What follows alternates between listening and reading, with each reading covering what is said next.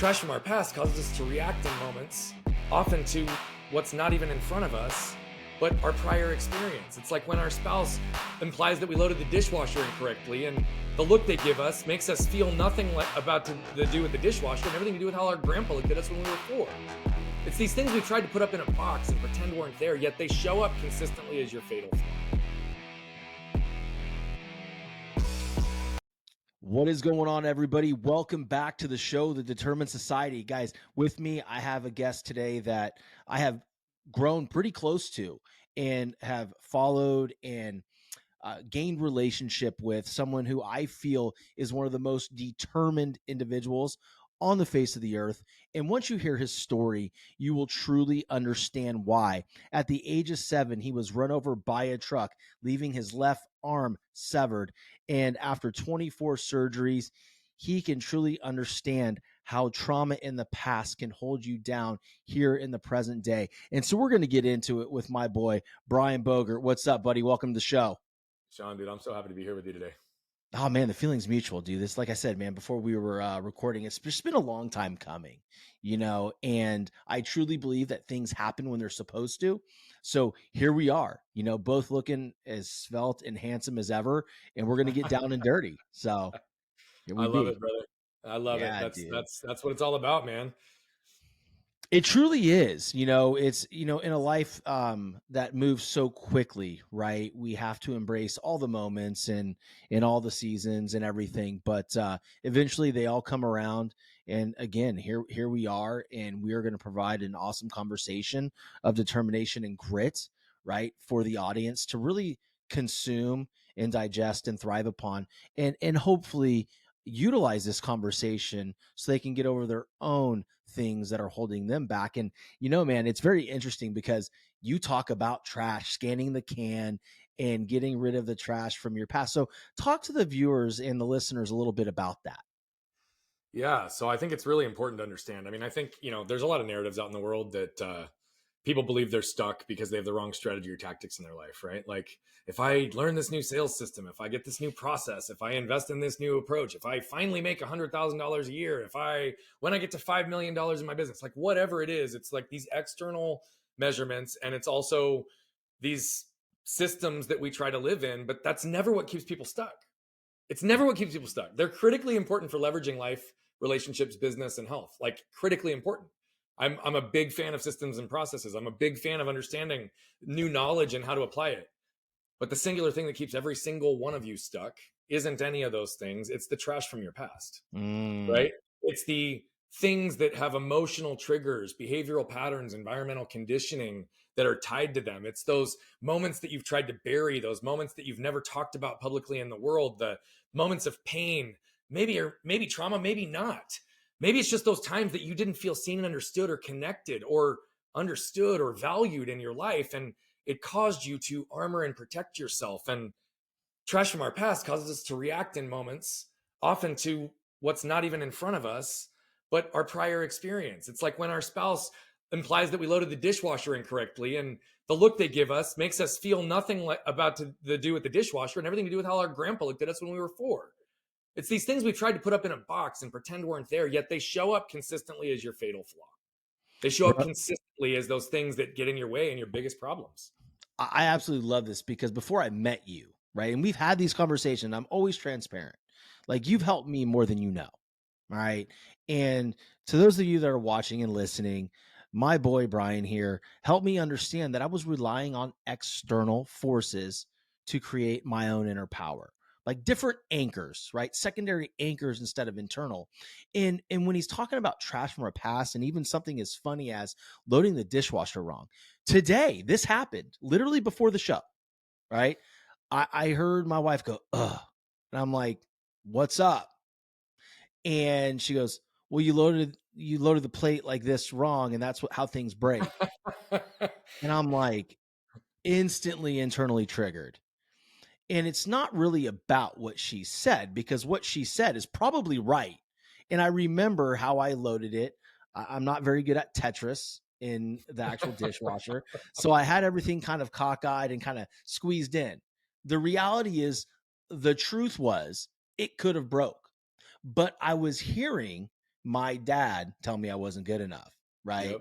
And my grandpa, to be quite honest with you. So there's a lot of things to unpack here, but the one that I really want you to speak with the audience about is those secondary anchors that they are relying on and how Yeah. that can deter them from their overall truth and performance.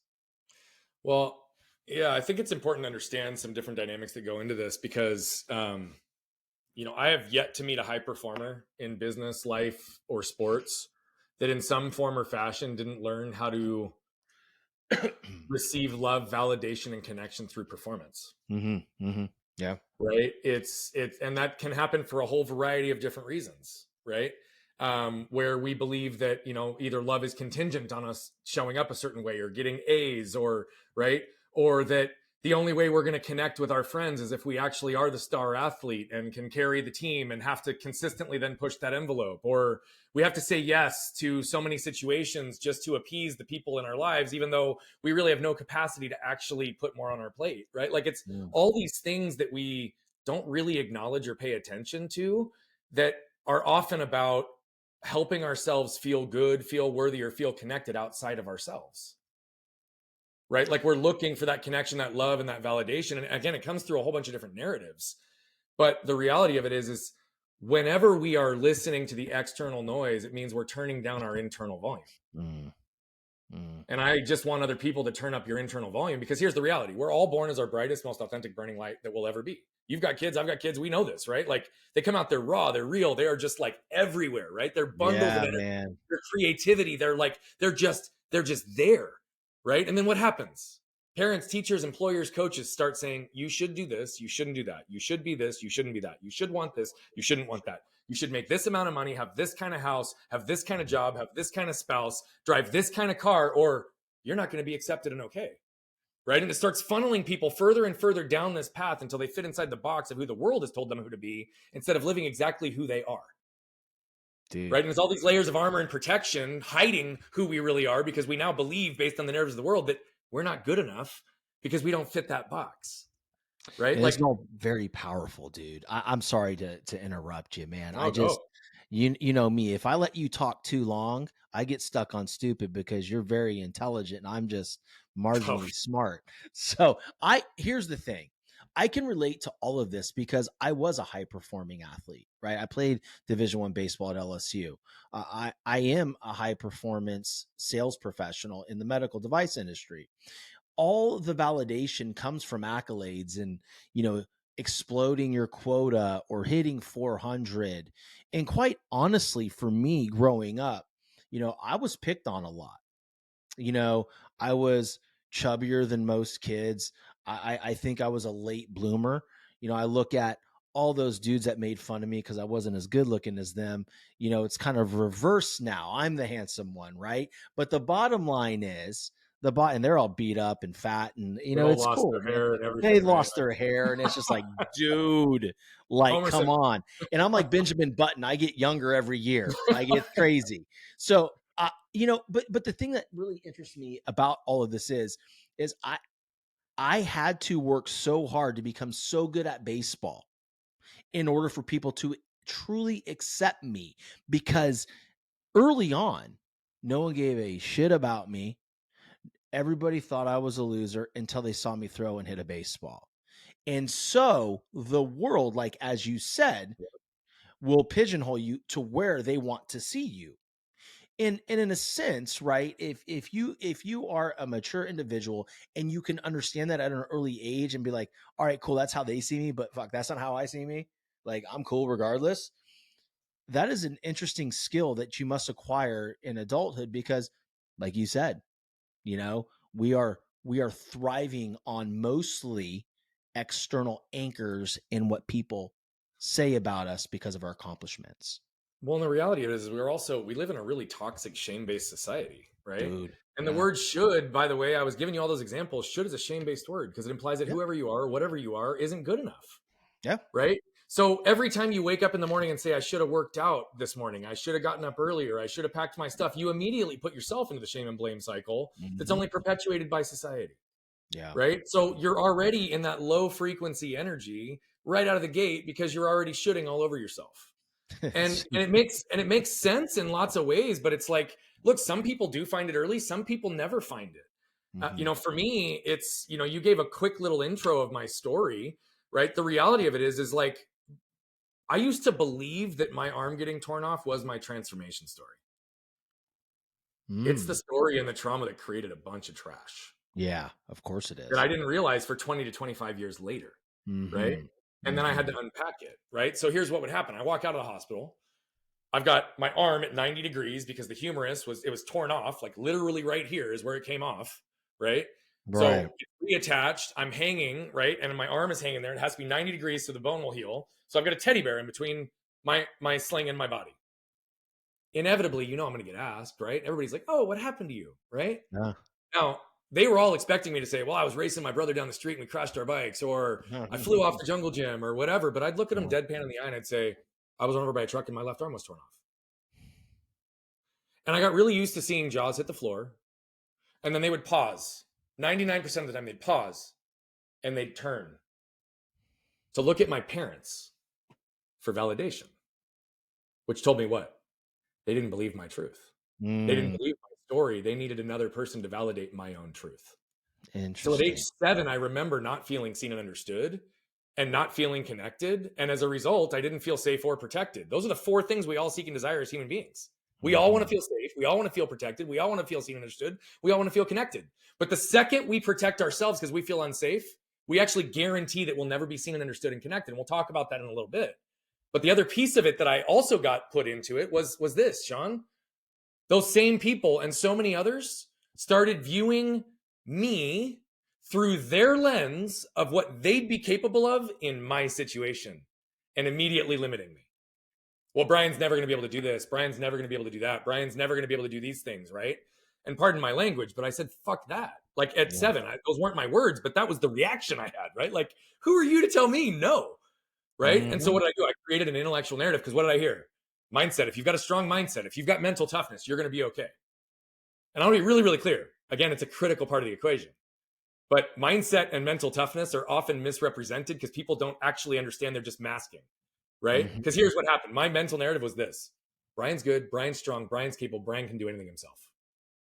Now, what the world added to it that I didn't, and I didn't give him permission to, was, oh, and if Brian needs help, he'll ask for it, right? Fast Right. forward to age 20, and I'm snowboarding. I go down and I re-break my left arm. Same spot it came off at. Almost Mhm. lost it again. Went 10 months with it hanging by my side. 7 surgeons who were afraid to touch me because of medical malpractice.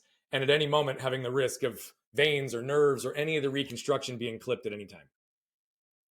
I got into a really, really, really deep, dark, and depressed state because I was surrounded by people in that time of my life, friends, brotherhood brothers, like girls, like all over the place. I was Mhm. a very social person, but nobody was there. And here's the thing, I'm not upset with any of them Mhm. because they bought into my narrative. Brian's good, Brian's strong, Brian's capable, Brian can do anything himself. But the narrative they added that wasn't going to be my truth is in the most vulnerable period of my life, I didn't have the courage to ask for help. Mm. So I remained alone. I remained disconnected. I remained isolated.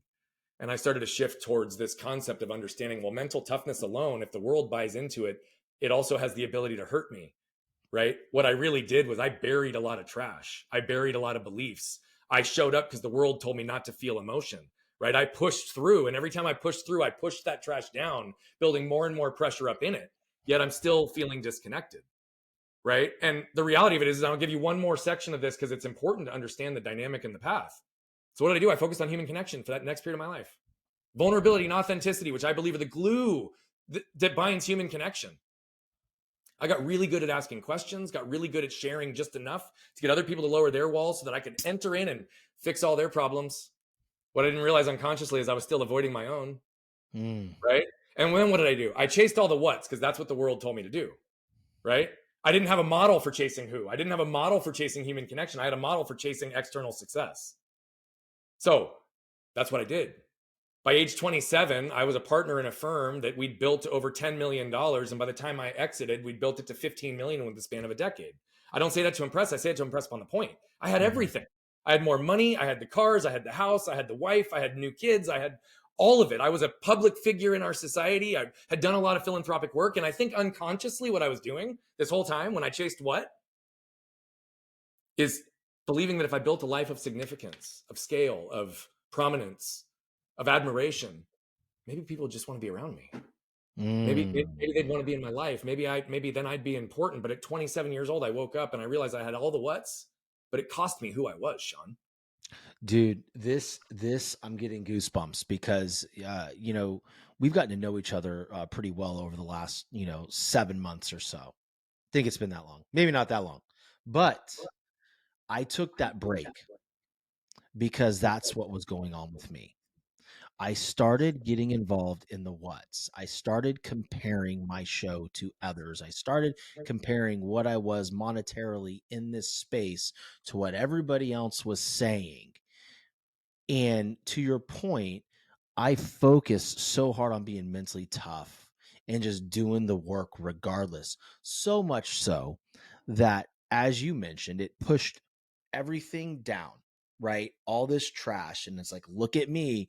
I'm doing the work regardless. You know what it got me? It got me a wife second guessing what my priorities were. It got my kids walking in here and feeling rejected because I told them I was recording a show. Right at this point, if my 4-year-old walks in here, so be it. She can talk to you too. I don't care Good. anymore. Right? Love it. We got to give some authentic looks to this world. Okay. This is not the only thing I do. It is something I do. And guess what? It's not who I am. It's something, again, what's that I do. And what happened was I looked around and I saw my wife and I disagreeing more. I saw me being quick to anger, quick to trigger, and I'm still not perfect. And one of these things that I thought and I said this out loud. I was like, I'm doing this for you guys because I want that life of prominence. I want those things. I think I should have this house. I think I That should was be my this narrative, popular. Sean. Yeah, bro. And guess what? I wasn't doing it for them. Nope. That's like, dude, and that was the paradigm shift for me. It's like that's when I said, "Whoa, I'm not recording for 2 months or however long it is until I'm Yeah. ready to get back into it and do it for the right reasons." Now, like, hey, if you listen, you love it, great, Yeah. great, great.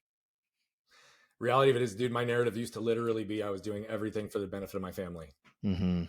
I've said for a long time that being a husband and father is the most important role to me, but my actions were not always congruent. Yeah, I mean, Right? And to been give there. you a little more insight into that, I mean, that was genuinely what it was. What was I doing? I was providing for my family financially. I was Mhm. providing leadership. I was providing physical security. I was providing love. I was providing, connection, energy, fun, all these things. But what's crazy is my wife and I've been married for 17 or been together for 17 years, married for, shoot, 13, going on 14. Mhm. We hid from each other for 14 years. And my wife and my kids have only felt emotionally safe with me for 18 months. Here's the reality. At 27, I realized that I'd lost who I was and I started to realign myself, but there was still a lot of trash that was buried. And I believe that for every level of pain that we create in our lives, we create a coinciding layer of armor to protect ourselves. Right. And what it led to for me was being highly disconnected. I'm laying on the couch with my daughter now at 32 years old, and she puts her arm around my neck, kisses me on the cheek, and says, "I love you, Daddy." And I start crying, like Mm. full blown alligator tears just Love dripping it. out of my face. Mhm. Now, I don't typically cry, and I want to be really clear here. I actually see men who cry as a huge sign of strength. Mhm. I conditioned myself not to cry for so long that I'm still learning how to reconnect to it. Yeah, yeah, Right. for sure. But the reality of it is like I'm crying in that moment and realizing that if I'm experiencing joy in this moment the way that I am, that I've never experienced like this before, that's brought me to pure tears, then every other emotion I've ever experienced is pale in comparison, which meant I wasn't really feeling anything. See, when I shut off physical pain because it exceeded my ability to cope, I shut off Mhm. intellectual pain, mental pain, emotional pain, and spiritual pain for 20 to 25 years, and I didn't realize it. I'd focused that prior 13 years on human connection with vulnerability and authenticity. But guess what? Human connection without emotion isn't really human connection. Yeah, no. The highest performers on this planet are those that understand whether they're hardwired intellectually or emotionally and how to listen to, balance, and regulate between both their intellectual and emotional narratives because both can be true and both can lie to you simultaneously. Mhm. But I want to give you this concept of protection because this is something that everybody understands, right? Like, And here, what I want to really help everybody understand is like, look, like you can turn your waste into wealth in your life. When we talk about trash, all of your treasures are buried in all that trash pressure. The other Mm-hmm. thing is the trash from your past, 99% of the times, is not your fault. It just becomes your responsibility once you become aware of it or you start burying others in your trash. Now, what do I mean by that? It's not your fault. It's generationally patterned and inherited. My wife and I have been able to trace our historical generational patterns of triggers back 3 generations that we're aware of. And we can see how every group continues to evolve. But it makes sense because guess what happens when you start getting shitted all over in the beginning of your life? Most people at some point in their life distinctly remember the first moment they didn't feel seen and understood. They didn't feel connected. They didn't feel safe, right? What happens when we don't feel safe? We protect ourselves. So, Sean, I want you to imagine, you know what those 35-gallon trash bags are for outdoor trash cans? The Mm-hmm. big black ones? Yep. Imagine one unfolded right now and hold it in front of you. Like literally, put your arms out real right now and imagine that that bag is in front of you. Okay? That's your armor. You're protecting yourself. Okay? Now I want to ask you, with your wife, with your kids, with any of your clients, with any of your prospects, how could you expect them to properly see all of who you are, what you want, your heart, your desires, your intent, your gold, all of the solutions, the way that you interact, your genuine, your ethics, your morals, all of it delivered through an invisible force field? And that's also assuming that Intellectually they're not impossible. carrying their own that's further distorting the message. Yeah, it's impossible. The It second you protect yourself, you guarantee you will not be seen, understood, and connected. Whenever you protect yourself, you're actually disconnecting yourself. So we you teach know this concept of becoming a protector and connector because you can lower your armor in 2 ways. You can fabricate it and convince yourself that you're safe right now, or you can unpack and process and heal through all the stuff that's causing you to protect. That's the long-term solution that makes you not feel like garbage regularly and consistently. The other one, though, you can infiltrate in moments. So what does that mean? Sean, you walk into a room with your family, with your company, with your clients, any of them, it doesn't matter. If you can understand that you are safe and protected, you can lower your own armor, exist completely open with a soft front and a strong spine, be vulnerable, be authentic, and be real. And you can wrap a layer of protection around the entire environment that you're in, which guarantees that everyone will be safe, everyone will be protected, everyone will be seen and understood, and everyone will be connected. As leaders, as men, we have that ability. We have that strength. But most of the time, it's our armor that's protecting our pain that's actually projecting everything and everyone we want away from us. this is almost therapeutic. I'm taking away from it. It is therapeutic because you said, you know, about 5 minutes ago, you were talking about the first moment that you didn't feel seen, heard, or protected. I can remember that moment. It was at the dinner table on a Sunday at my grandparents' house. And my grandfather told me that I would never play professional baseball. Bingo. There it is. That is one of So your trigger moments. the trigger moments, man, and so that was early on. And for me, my big trigger moment is when someone tells me I can't do something. I automatically want to show them and win so big that they suffocate. Again, external anchor has nothing to do with me. Right. And so I just want everybody watching and listening to really dive into this because, we are not talking about anything that we haven't gone through or go through on a daily basis to fix. And if you're out there and you're feeling like you're not being seen, heard, then, you need to look into what you have going on. Yeah. Right. And start reconnecting with who you are and the power that you have and sift through that garbage. Let me ask you a question for the audience because I think this is super important. And you've asked me this question and I was super honest with you. Yeah. A lot of people don't know how to go back and deal with all of that. So where would you tell them, like the audience listening and watching, what is one of the first things they could do to start going through the trash of their past? Yeah. Yeah. I'll give you, I'll give you a really high level of like what we call the 5 pillars of trash. Um, I think it's really, really important. Because the very first thing that most people question is, how do I know if I even have trash from my past? You do. Now, I can tell you flippantly, and you can expect my bias, that every single one of us and every single one of you has it, right? Mhm. Or I can Mhm. also flip a question back to you for you to consider. And Sean, if you're willing to play real time, we can model the how as well as giving some of the pillars throughout it. Okay. Mm-hmm. So, who was the last person that made you feel like garbage? My dad. How did that feel in your body? Nauseous. Okay. You actually felt the physical symptoms of throwing up. Mm-hmm. Tell me what happened that your dad made you feel like garbage. All right, audience, here you go. So we were sitting there 4th of July weekend about 3 years ago. And my cousin, who's an actor, was sitting there saying, like, hey, you look great. You've gotten in shape. You so proud of everything you're doing, your podcast. And my dad, off in the distance, I was saying, look at him. He's still got a little fat on him. Still fat. Hey, boy, still fat. Didn't listen. I heard him. But then it was, how's that little podcast you have going? Anybody listening yet? And so for me, it really triggered me.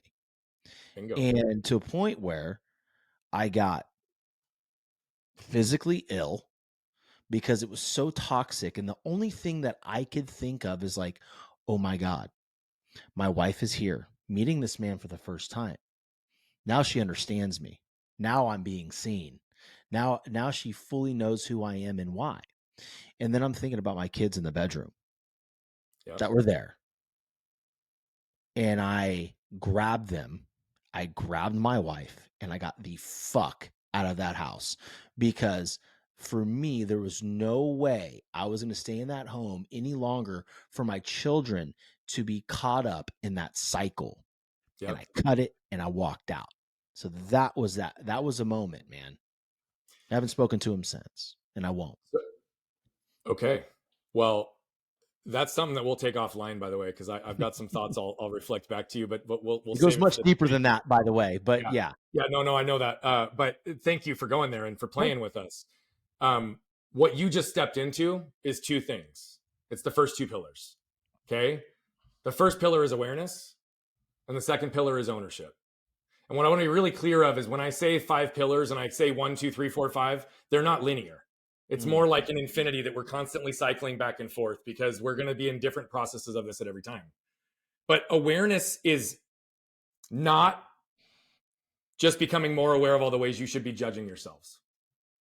Most of the time, people raise awareness and they just start literally judging themselves more sure. because of all the whys that perpetually never end to an answer on what to do about it. Awareness is about extracting how you feel, the narratives and the lessons tied to your experiences that allow you to see you more clearly. Okay. So, what does that mean? In this case, in this situation, one, you're aware that you now have garbage, right? You've given two situations where your grandfather didn't make you feel seen and understood, told you never be good enough, and then very clear narratives not long ago from your father that were still that subtle, embedded, designed to blame and shame and bring you down, Mm-hmm. right? Still not seeing and understanding you, right? That trigger right there is for real an area that you've had protection, that you've had armor, that you've had reactions in moments because of where you haven't felt seen and understood and you felt the need to defend in different periods. So you're aware that you've had shame as a part of your life and you've had shame on both sides. You're not worthy and you're not good enough. And hey, when you shut that down, you show up in the arena and you're actually ready to go to battle. It's, wait, who do you think you are? What's that nice little podcast you got going on? Are you getting any like it's the bigger you live, the more you need to feel like you're checking yourself to be approved because it doesn't fit inside their box, Mm-hmm. right? Yeah. Awareness is so important because we can't be intentional to what we're unaware of. And I'll tell you that I was blind to most of my stuff for most of my life. I didn't realize I was suffering from shame until I was 27 or 28. And I didn't understand how deep my anger, resentment, frustration was until literally 24 to 28 months ago. Mm. Okay. Here's the crazy part. I was literally blind to it. I was unaware, which meant I couldn't do anything else beyond that. Ownership is owning your role, your responsibility, accepting your part for your issues in life, business, relationships, and health. Blame and shame are off the table, though. This is about perspective seeking. Okay. So, what does that mean? Well, my wife used to say something like this. She'd say, hey, babe, what do you want to do with the kids this weekend? And my shame filter would cause me to hear it this way. Hey, honey, you've not done enough to be a good husband and father this week. So what are you going to do to make up for it this weekend? Not Mm-hmm. what my wife said, but that's what I Right. heard. And Mm-hmm. that's what I believed I was being attacked on. And I told you being a husband and father is the number one thing for me. So what would happen?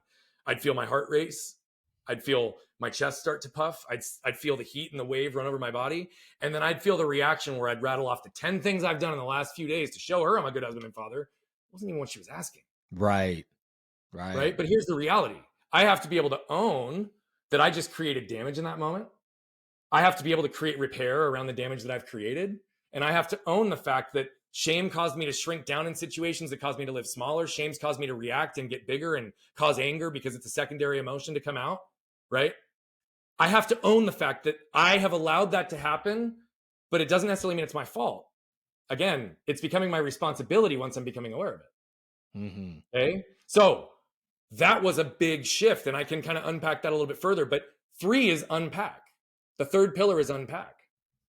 This is feeling for the purpose of healing, allowing yourself to feel the trash from your past and understand physiologically how that shows up in your body. The point here is to sit in it only long enough until it points you what's important. Okay. So what does that mean? Well, did you know that there's over 40,000 cells in the heart called sensory neurites that are brain-like cells? And they've shown and studied that if you go to therapy, for example, and you just intellectually process the perils of your past, the patterns of your past, and the trash from your past alone, but you don't actually embody it and have the associated feelings to it to understand where they came from, where the narratives came from, and what you can extract in terms of the lessons to move forward, that those 40,000 cells don't actually heal, and you'll continue to feel that cellular pain, regardless of where you've moved yourself Interesting. intellectually. Well, 2 aren't connected. So, but until we dive I've into said that, for we don't. years, you have to feel in order to heal. Yeah, man. I shut off feelings Mm. in every area of my body, my emotions, my spirit, and my mind for 20 to 25 years. I shut it off. Yeah. Right. So no matter what I was doing up here, no matter what level of success I reached externally, no matter how much money I made, no matter how much I was doing, I still felt disconnected, empty, alone, not seen, not understood, not worthy, not good, not living in my purpose. So I had to unpack what were the sources, the root or roots of these things. You talked about a couple today. That moment your grandfather sat there, guess what? That is a source of your shame. It's not the only source, but it is a source. And there are foundational, fundamental beliefs that you've carried through your entire life that have caused moments of reaction that have created damage simply because of that one comment. 1 Right. billion%. And 1 billion. so that's part of ownership as well, is when we create damage, we have to create repair. But the unpack Mhm. stage is where we do most of the healing. It's where we start to unpack and dig enough so that we can see where the treasure comes from in that situation as well. Guess what? You got a really damn good element of work ethic. You learned how to create discipline. You learned how to follow a path to reach a high level of success, to play Division I baseball, right? Which is still statistically a low of percentage of baseball players ever that make it to D1, Oh, right? We're not even absolutely. talking about the pros, but D1 is a small percentage. You learned how to perform at a high level. You learned how to endure adversity. You learned how to push through certain things. But that means that when you get to reconnect to your feeling, you get to have a little bit more softness in your life, more intention, then that treasure is even more powerful in contrast. And so that's what unpacking also does. It allows you to separate the shame and blame from the people, the sources where this has come from, but start to center yourself in how do you move through it? How Mm. do you heal through it? Right. And we've got frameworks for helping people do this in each stage. 4 is flip the lid, though. Okay. This is literally flip the lid and see what's risen to the top. Lay out your trash in the light. What emotions and thoughts are running through you right now? List them out without any attempt to rationalize. Like, this is about separating from fight or flight in the moment. Right. So this now is in this position where when my wife says something to me like that, like, hey, what are we going to do with the kids this weekend? And I feel a trigger. Part of flipping the lid is to do this real time. Meaning, I know the feeling of reaction. I've spent the time understanding the emotions, the narratives. I've paired them. I've understood them. So when I feel the reaction of protection, I know the second that I'm protecting myself, it's because I'm protecting something that I'm unconscious of, or I heard something incorrectly. So I can center myself and say, hey, babe, I just felt triggered by what you said. Do you mind restating it? Mm. And I'll try to hear it through a more neutral lens. And if for whatever reason I can't, maybe we can pause this and revisit it later so we don't have any moments of reaction that are going to create damage for us. I can flip the lid and literally become aware, own, and unpack my real-time state right in front of me, ensuring I never even create damage. I have the ability to choose and control that in any given moment by taking a breath. Because most of the time when we feel that moment of reaction, it's about pausing in that moment so that we can move. The 5th pillar, I'll run through this one fast and then we'll wrap, but this one is the most important. This It's going to take all of the others to get you to here. Okay. But this is about knowing, how do these emotions and reactions move through your body? How do they move through your world? And how do you move through them? Okay. What does that mean? Well, I used to run a very successful risk management employee benefits consulting business. We worked with a lot of multi-billion-dollar companies that had multiple buyers, long sales processes, long situations. I would be responsible for generating it, maintaining the relationship, but I would introduce our teams and subject matter experts to deploy what we were doing. But typically, I'd be the only one involved in the front of the deal. I can't tell you how many times I'd line up a whole deal. We'd sell it. It was already ours. I bring the team out. I talk fast and I'm loud, if you haven't noticed so far, I love it. right? That's But why. here's the thing. You know how many times in those meetings I was told, shh, Brian, you can't talk that fast. You can't talk that loud. Not in a corporate environment. Not here. No, not in front of that $1 billion client. And my shame, because I wasn't centered in who I was at the time, would cause me to bite my tongue, shrink down, and Mm-hmm. feel like I wasn't good enough. Yeah. Right? Even Yeah. though I orchestrated the whole deal and everybody in that room was there because of me. Mm-hmm. Right? Yeah. But all of a sudden I wasn't good enough. So why is that important? Well, I just told you two different ways that shame and anger move through my body. I react, I get big. I shrink Mm-hmm. down, I get small. The reason I Yeah. asked you, how did it physiologically feel? You said you were nauseous. Most people label it with a feeling or an emotion. Oh, I feel pressure, I feel heaviness, or I feel anxiety. Those are all labels. I want you to physiologically understand what's happening in your body. What's happening with your heart? What's happening with your mind? What's happening? Does your jaw lock up? Do you feel your throat get tense? Do you feel tension in your back? Do you feel your lungs shorten in breath? Do you get specific, because you're disconnecting from your body the second you start labeling. I want you to sit in it long enough to know, how does shame or whatever emotion you're dealing with move through your body? Oh, Shame I moves get through my hot. body. I get hot. Like I get Shame moves through my warm. body 5 or 6 different ways. Mm-hmm. It's important that I know that. Yeah. Right? Anger moves through my body 5 or 6 different ways. But once you understand how it moves through your body, then you can understand how it moves through your world, i.e., where do you get triggered? Okay? For me, I have over 50 shame triggers that I'm aware of and over 60 anger triggers that I'm aware of. Mm. Okay? But what does that mean? It means that when our doorbell rings and my 2 chihuahuas go insano pants and I get on sensory overload and it puts me on edge that feels like anger, that I can separate myself in that moment to move through it and not have a reaction against my son who's on the spectrum or my daughter who's hearing impaired who might jump in my lap and feel that edge and energy that had nothing to do with them. It had everything to do with my reaction to the fucking dogs. Right? Fuck. But the reason this is important is, until you know how it moves through your body and moves through your world, you can't catch yourself in the moments where they pattern. Because what's important in that moment is to pause, take a breath, and ask yourself 2 questions. Is what I'm reacting to due to what's right in front of me, or the trash from my past? And I'll bet you that 99% of the time, it's going to be the trash from your past. And then It's the very. second question is, what am I protecting right now? Hmm. It's very. It's very interesting because my wife is an empath. My, So, I mean, extreme yeah, empath, to where, she talks about, she goes, I can see, I either see white on somebody, gray energy or black energy. I, my 4-year-old's the same way. And this right here really rings clear that the energy that they may be feeling is my trash. And I that's don't exactly right. mean it's 1000%, right? So while I feel like I'm saying it one way, my energy is saying different. And no wonder you And don't feel seen and understood with what you're trying to say. And how come they question my intent? This is what I've mhm, told them. yeah, They're not hearing it. yeah, they're feeling. They're feeling it. And most Wow. people do, by the way.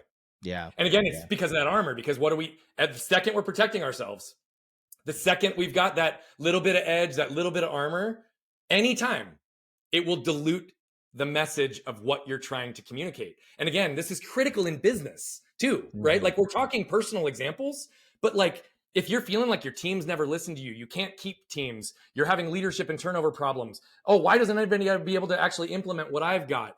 Control issues, turnover, lack of culture, lack of growth, like all of it, I promise you, as the leader of a company, comes back to the trash from your past. Mm. Dude, this has been such an impactful conversation, and I feel and I know that this is going to be completely on time for my listeners and my viewers, because they love these types of conversations. And so, with that being said, man, like, where how can if my audience is listening, how can they work with you? How can they find you? Like what programs do you have? I know you're a coach, a business strategist, a speaker. Like, let's get you some speaking events. Let's get you some more people that you can help unpack their trash. How do they find you, man? Yeah, I mean, I would say there's two easy ways. If you're a web person, go to brianbogert.com, and that'll get you into our world. It doesn't have all the updated information in every single day because we do it somewhat regularly, but you'll get a feel and you'll be able to get in touch with us.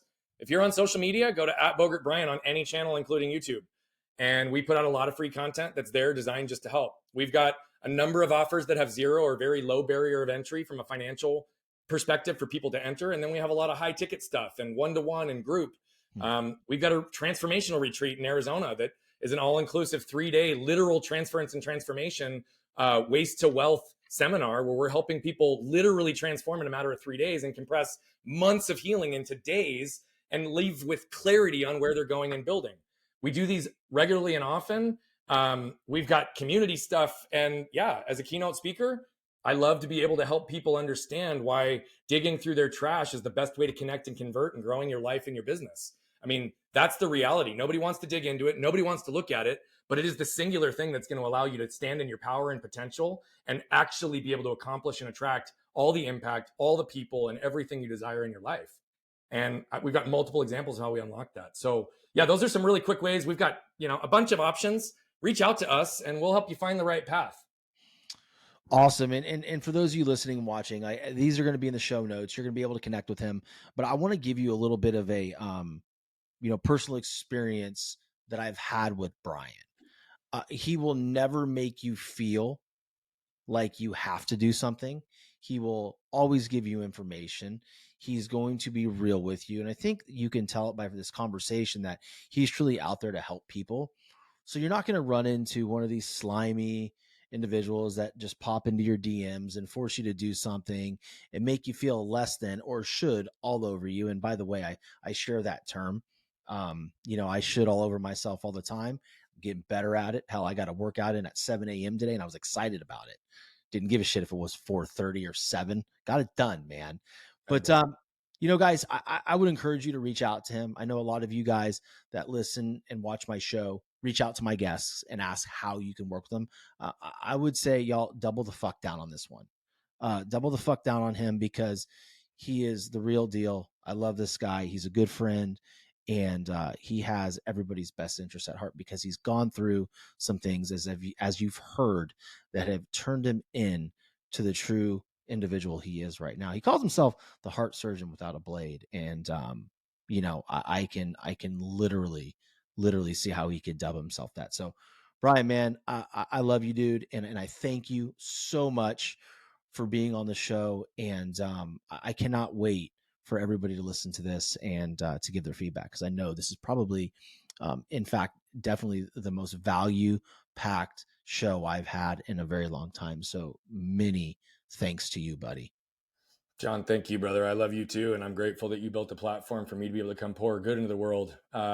Truly, I appreciate how you edified me, and it's not lost on me, my friend. You're good people, and I'm grateful that you're in my life.